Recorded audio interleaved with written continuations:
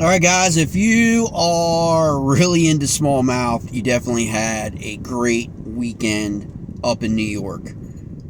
You had the Tackle Warehouse Invitationals out of Massena in New York for Major League Fishing, and you also had the Bassmaster Kayak Series down, which was about an hour and a half east of Massena on Lake Champlain. And like I said, man, if you really like to chase smallmouth, it was a great weekend. Great weekend of events up in New York. It's about 8.5 hours from my place to Massena, New York. I hope they go back again. They've been there, I guess events have been there a couple times. It's just a great little place. And then obviously on Champlain, I got some favorite spots on Champlain. Shazzy. I say Shazzy. I don't know if it's Chazy or Shazzy. Up there on Lake Champlain, which is always an awesome, great. I think Lake Champlain's more of a river myself. It's just like a river than a lake. But St. Lawrence is probably if I had to rank my favorite fisheries, obviously the Potomac and the James River would be 1 and 2 because I'm a homer. But after that, it would probably be the St. Lawrence River for smallmouth, or maybe Tennessee River for smallmouth, or places like Pickwick, in terms of my favorite river fisheries. So it was great. There was the tandem of events. Then the Bassmaster Kayak Series was cut short because of weather, high winds. It's always the product of July, August, summertime, up in upstate New York. So they only had a 1-day event instead of a 2-day event, but they still won with 100 inches. 100 inches. Okay? Freaking sick. Okay? And then on St. Lawrence, over in Massena,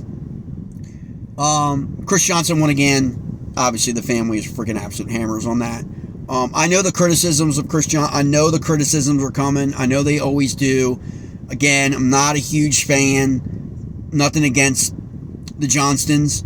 It's not anything against them. I don't really know that much about them, to be honest with you, other than controversies that always stem around them. A lot of people think they're jackpotters. A lot of people think that's really the only places they ever win, and they win events. But they still win. They still show out on St. Lawrence time and time again. I don't know how many events Chris Johnson has fished on the Tackle Warehouse Invitationals, but that's been kind of like what's happening around social media, that, he jackpotted the event again and whatever. I don't know what all that means. I think the better conversation, I believe, is how, once again, myths about forward-facing sonar and Livescope, okay? The more advocates on YouTube and social media push this anti-Livescope forward-facing sonar narrative, the more events seem to demonstrate that it's all bullshit. Okay, and of course, a lot of it stems from 1 or 2 social media, activists against forward-facing sonar, like Randy Blockett and people like that. That no matter what happens, no matter what the metrics say, no matter what happens, it's always forward-facing sonar that's the culprit or the bad guy, or people can't catch fish without forward-facing sonar. Well, the St. Lawrence River this weekend showed out, and it basically showed that those guys who keep pushing those narratives are out of touch. They just are. If you're not familiar with a lot of the format changes that have happened in a lot of these events, or will continue to happen with limiting the forward-facing sonar and what happens, right? I think that these people like Randy Blockett are really doing a disservice to the quality of the anglers that exist today in 2025. I'm talking about the quality of anglers that are on the Tackle Warehouse, the quality of anglers that are on the Toyota Series, and of course the Bass Pro Tour anglers, let alone Bassmaster, Opens, and Elites. I think that they do a complete disservice to anglers. They keep telling us that, like, people growing up with forward-facing sonar only know how to fish with forward-facing sonar. That's what they keep telling us. And yet, when forward-facing sonar gets turned off, like it did on St. Lawrence on day 2, we kind of see the truth and reality. That when you're at this level, you can fish. It doesn't matter, okay? Now, you may choose to use forward-facing sonar, and here's what they won't tell you. Here's what Randy Blockett won't tell you. Forward-facing sonar, in truth, in reality, if you look at the events over the last 5 years, really since 2018 and 19, forward-facing sonar has unlocked the key to fish that would never have been caught or targeted in an event in the first place. It's not like forward-facing sonar is being used to target fish that traditionally would have been caught 10 years ago on these rivers. If you go back and you look at the Tackle Warehouse James River event, case study for that, right? People were catching fish with the frog. People are catching fish with the jig. People are catching fish, right? Depending on the conditions, okay? When the rivers are muddied up and the rivers are crap, which we've seen a lot this summer throughout our region from here up to New York, because we've got hit with a ton of rain this year, okay? And so the river conditions change. You throw in the wind. You throw in like St. Lawrence. This event was different than if I went back and I looked at catch rates 5 years ago, 10 years ago on the St. Lawrence. It's not apples to apples. Why? Because they couldn't fish Ontario. They weren't allowed to lock. There are things that make this event different than other St. Lawrence events, okay? So you can't really compare apples to apples in terms of catches when you want to make these arguments. Oh, see, that this is that and this is that. But what you can look at is day 1, day 2, and day 3 of this specific event. Now, day 2 on the St. Lawrence this time had no forward-facing sonar. So all the scopers had to turn their forward-facing sonar units off, okay? Well, what happened? Chris Johnston still caught a 25-pound bag with no Livescope on day 2, okay? But that's just not it. Okay, and he was pretty much the favorite going in, you know, when people learned that he was going to be fishing the event, and stuff. But then he averaged 25 and 24 pounds every day, throughout the event, whether with forward-facing sonar or without. All right. But the metric that I want people to pay attention to when you're going to watch these videos by Randy Blockett and other people they're not objective. They're not objective. I'm objective. Okay, because I don't have a dog in the hunt. I don't care whether you go out and buy forward-facing sonar or not. I don't care if you have it on your boat or not. It's like any other piece of technology. It really is. Whether you have side imaging, whatever you have, whether you have a normal graph, whatever, doesn't matter to me. It's whatever you want to do with your boat or how you want to fish. It doesn't change the fact that you're out on the water and you're fishing, okay? And a lot of people put this stuff in the context of tournaments, but we all know things trickle down from tournaments, down to everyday average anglers, right? And what we're hearing and what we're seeing, okay? Well, on day 2, if you look at the top 50 anglers, St. Lawrence, day 2, all right, you'll see that 16 anglers caught more fish. This is just in the top 50, okay? 16 anglers caught more fish on Saturday than they did, or more fish on day 2 than they did day 1. How do you explain that? How do you explain it if more than a third of the people caught more fish on this day 2 than day 1, and on day 1 they had Livescope and day 2 they didn't? How do you explain that? How do you explain that when the field was cut to 30 for day 3, okay? So when the entire field was cut to 30, 12 anglers caught more fish on Sunday, or day 3, okay, than they did day 2. How do you explain that? Like, I can explain it very easy. These guys can catch fish any number of ways, and if you take the ability for them to use Livescope, they're still going to catch fish. Now, I say 12 of the 30, but if you look, more than 75% of the field on day 2 and day 3, or not day 2, but probably half the field on day 2, and then about 70% on day 3, they were within 2 pounds of their previous day's catch. The drop-off was not as significant as people were going to make you believe. Like, oh, see, they can't catch them without Livescope. Well, Chris Johnson just proved he could put 25 pounds of bags in the boat, 25 pounds of smallies in the boat with it or without it. So what does that mean? That means he knows how to catch freaking smallmouth on the St. Lawrence River, okay? But more importantly, what we've learned is forward-facing sonar in big rivers, okay? And it could be the Tennessee, it could be obviously St. Lawrence, okay? places like that, Mississippi, that forward-facing sonar allows you to target fish that you normally would probably not target in an event if you didn't have it, okay? And so it unlocks that code of getting more bites, okay? Utilizing forward-facing sonar. And the argument is always, oh, it's easier to catch them with forward-facing sonar. If you watched any of that footage, a lot of events with forward-facing sonar, I don't necessarily think it's any easier to catch. We've seen plenty of people this season, like, even with forward-facing sonar, miss bites and lose fish and all that stuff, especially fish that are deeper. And that's the code that it opens up. I see this on the Potomac River a lot now. There are more boats now than I've ever seen in my life of fishing the Potomac River. Middle River, okay? Whether you're launching from Leesylvania, Marshall Hall, Smallwood, okay? Or you're making the run up to D.C., or whether you're fishing, the flats at Greenway Flats near Mount Vernon and Piscataway, okay? I've seen more boats in the last few years fishing the channel than I ever have. And the reason is Livescope. 10 years ago, those places were empty. Everybody was fishing the creeks.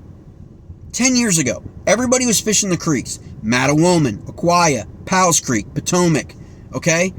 Nanjemoy down in the south, all right? Chickamuxin right below Mattawoman, okay? Pamunkey, okay? Piscataway, Broad Creek, all the creeks. That's where people would go and fish in tournaments or on the weekends, because that's all in the shallows, in the grass, frog fishing, all that stuff, especially this time of year. But now when you go out to the Potomac, you got a lot more boats further out in a lot deeper water. Suspended bass, okay? Cooler water for the bass, okay? And the reason why is they're no longer fishing blind, okay?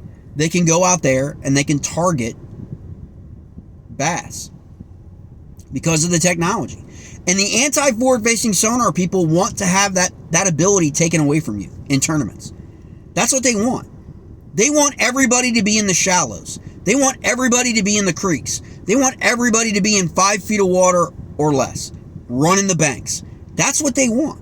They want the bass fishing community, tournament community, to return to the 1990s, early 2000s. That's what they want. And the most people who advocate for that are the people who that's their skill set and strength. So what they're really telling you is, we want everybody to fish the way we grew up fishing, okay? We want everybody to play the game the way we played the game when we were little and younger coming up and growing up fishing.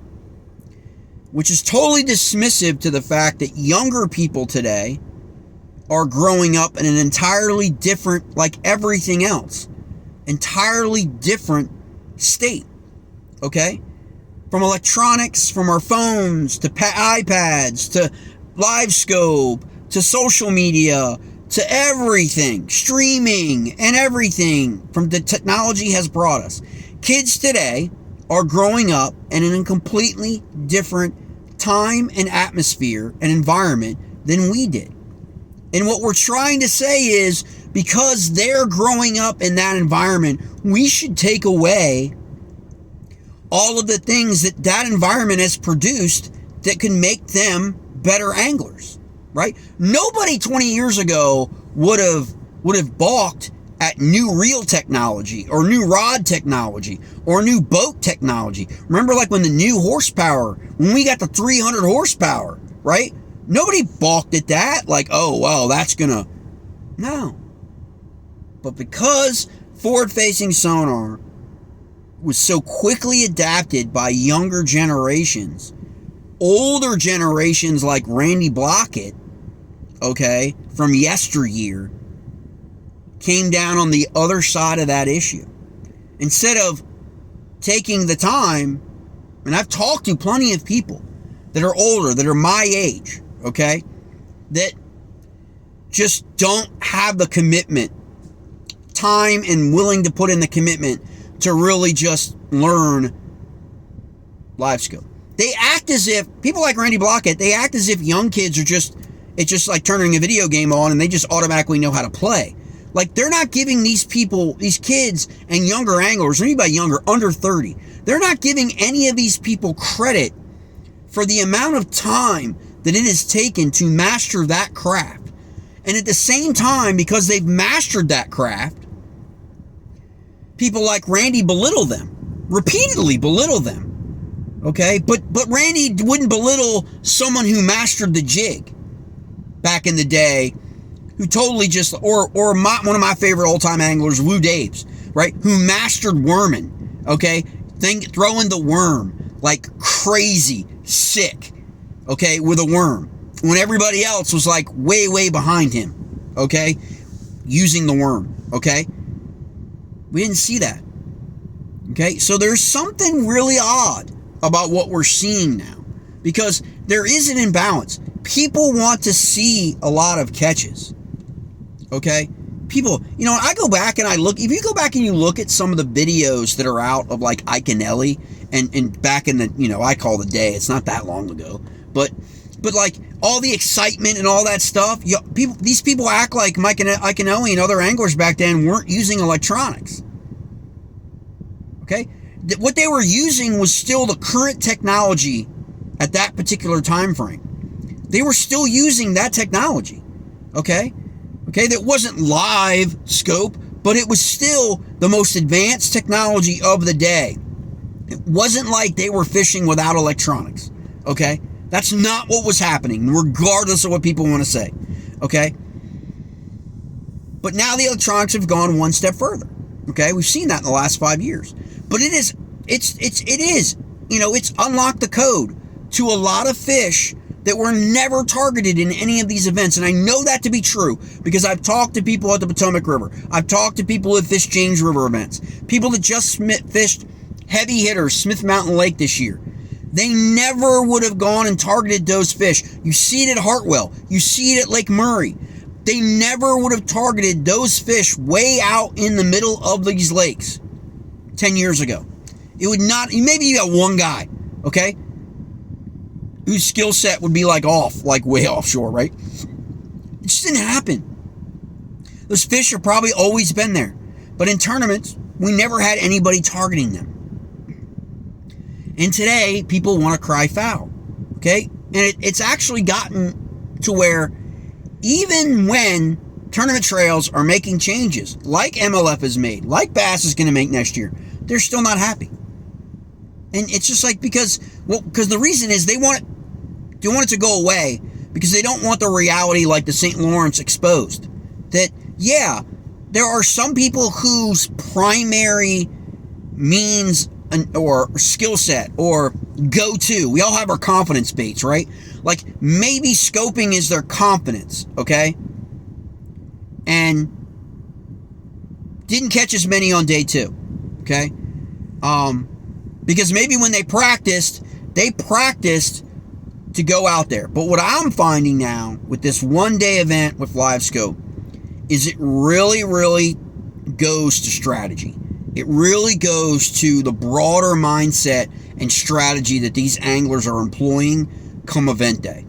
And what fish they target, where they target fish, how they target fish on different days, with or without forward-facing sonar. It's very, very interesting to see, okay? But you're finding people, like a Banks Shaw, and I encourage people like Randy Blockett to actually look at Banks Shaw's season, because he is an up-and-comer. He is now going to be going to the Bass Pro Tour next year, okay? Along with Mitchell Robinson, Dustin Smith, Jacob Walker. They're all going to the Bass Pro Tour, okay? Joining some other people who are also multifaceted anglers who can use Livescope or not. But look at Banks Shaw's season of where he has performed and won. The guy finished 4th place on the James River. He won at Pickwick. He just finished in 3rd place, I think, on the St. Lawrence. Okay? using Livescope and not using Livescope. You're going to tell me that cat can't catch fish anywhere he goes when he's constantly fishing? He won the both Angler of the Year and Rookie of the Year Tackle Warehouse Invitationals. Okay? So just keep that in mind when people are talking about this Livescope bullshit narrative. Okay? Yeah, Livescope helps people catch more fish. Isn't that what we want? Like, don't we want events that guys bring big bags to the scales? Like, I don't understand this notion that, like, people care more about arguing for less fish caught because somehow if there's less fish caught without Livescope, that the events are more competitive. This event was freaking damn competitive. Okay? These events are all pretty darn competitive. Okay? With or without Livescope. And whatever changes get made. But I think one of the bigger things that came out of the St. Lawrence, man, is I got to give a shout out because I followed him a lot. Shaw Grigsby, dude. I mean, it's always been a class act. This is his last event, I believe. And this is what a lot of people have got to come to grips with. We're going to lose a lot of anglers in the next 2 or 3 years that most of us are accustomed to seeing on the trail. This is what happens. We're probably going to see the most number or the largest number of anglers retiring from the sport in the next 5 years than we've seen in the last 15 years. Most people know the big names that have left the sport, like a Kevin Van Dam, and we now have Skeet Reese leaving the sport. But I mean, it's been like one-offs, right? You're going to have multiple people retiring in the next 5 years, I believe. But Shaw had 9 wins. I think he had 9 wins. He had like over 100 top 20s. Probably had like $2.5 million in earnings. And that's just in Major League Fishing. I mean, that's crazy sick, man. And like I said, class act, great guy. Really, really approachable at events over the years. And he'll be missed. A lot of these guys are going to be missed. But there's one thing that we've learned about competitive bass fishing is the sport never dies. Okay? The sport always moves forward. There's no single angler bigger than the sport. It's always next man up. And you got guys that are coming into the Bass Pro Tour next year from this Tackle Warehouse Invitational. And I'm going to tell you what, this schedule for the Tackle Warehouse Invitational, I believe, set these guys up really good for the Bass Pro Tour next year. I really believe that these guys are going to come on next year based on the 2026 schedule and do really, really well. And so it's going to be really, really interesting to see. But man, this weekend was a massive smallmouth smackdown. If you love smallmouth fishing, go back and just take a look at some of the videos coming out of the St. Lawrence River for Tackle Warehouse. Bass will be there next year. MLF is taking a break, guys. I don't believe they're going to be on the St. Lawrence River next year for the Bass Pro Tour, if I remember correctly. So they're kind of taking a little break. I mean, they've been there, but you're going to have a lot of other MLF events up on the St. Lawrence. You got to, because it's like I said, it's definitely one of the best rivers in the country. Definitely one of the best rivers, if not the best river for smallmouth in the country, arguably. And so we got to continue to have events. And the more we get to seeing more areas this year, if you go back and you take a look at it and you talk to people, a lot of bass were caught in areas that really hadn't been focused on in years past events, which is also awesome. And a contributing factor of that may have been Livescope in terms of practice, being able to locate fish in places that anglers may not or not known areas. I mean, Chris Johnson evidently fished in some areas that he had never fished before in a tournament on the St. Lawrence. That's saying a lot, okay? Because everyone knows he is an absolute hammer on the St. Lawrence. Being from Canada, and being on that river as much as he's been, he's an absolute hammer. 76 pounds, okay? 76 pounds won that event over 3 days, guys. He won by about 8 pounds. I think he won by about 8 pounds over Hayden Obar. But all in all, great event. St. Lawrence, one of my favorite places. I think, like I said, I think it's a case study. I think it shows. These events this year are showing that the arguments against Livescope and forward-facing sonar are not really rooted in a lot of freaking accurate assessments, you know? And it goes to the science too. There's another study that's, from what I understand, that's about ready to drop, that also throws another wrinkle into the Livescope haters mix, that's saying that the technology does not have as much of an impact on fish species and the environment as what they would have had us believe a year ago. Okay? Again, studies are always studies. They're subjective. But I'm just saying there's a lot of things. I believe the anti-forward-facing sonar stuff has been more rooted in emotion than fact and science. And therefore, because it's been rooted in emotion, people get really passionate about it.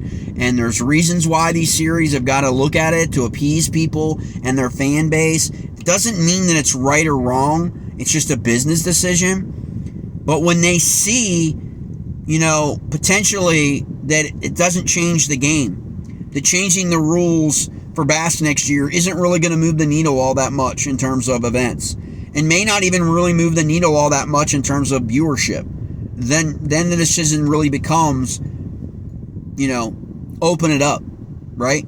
Because, again, people like me want to see fish caught. If you're going to spend time to watch or go to an event, you want to see big fish being brought to the scales, right? And I know, obviously, there's more events pushing the environmental envelope of not going to weigh-ins.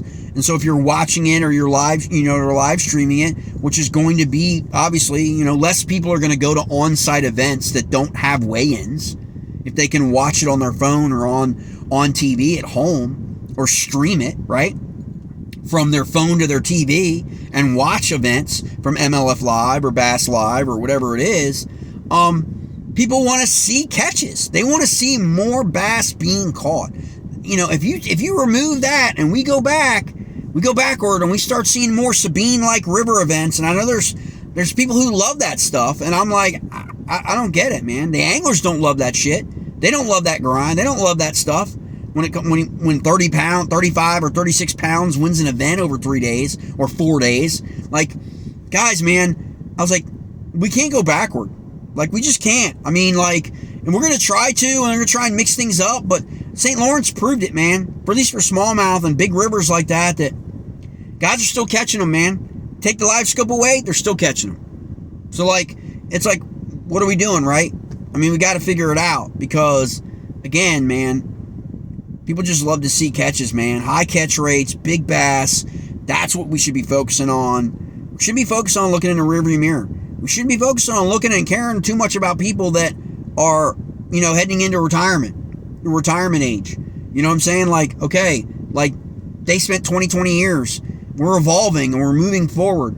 And again, there is a spot. You know, NPFL has that spot for people who do not want to have to fish in events where they have to fish against people with forward-facing sonar. And that's great. See, I'm objective about it. I don't dismiss anybody's opinion. But if you're going to go on social media and you're going to be like, see, you got to bring it. You got to bring the facts, the metrics, and the analytics to support it. And a lot of the stuff in the anti-forward-facing sonar argument is falling apart. And the more they go on YouTube and the more they keep trying to push these stuff, the more most people are waking up to the fact, wait, what? I watched that on TV. I watched that on my phone. What are you talking about? Guys still caught a shit ton of fish on day 2 without forward-facing sonar. It actually won the event. People, you can make the argument that day 2 actually set up the winners of that event because it was such a great day and they didn't have the scope, okay? They didn't need it. But it's there if they had needed it on the other days, right? Not like these guys all were just forward-facing sonar all day long. That's not what happened. And a lot of people characterize these anglers that are under 30 as being one-dimensional and one-dimensional only. And people like Banks Shaw and others are just dismissing that completely. And if you're making that assertion, you are not following Toyota Series and Tackle Warehouse Invitationals, where the bulk of these guys who are under 30 are fishing. You are not following them. And you're doing a disservice to them by boxing them in as just calling them scopers.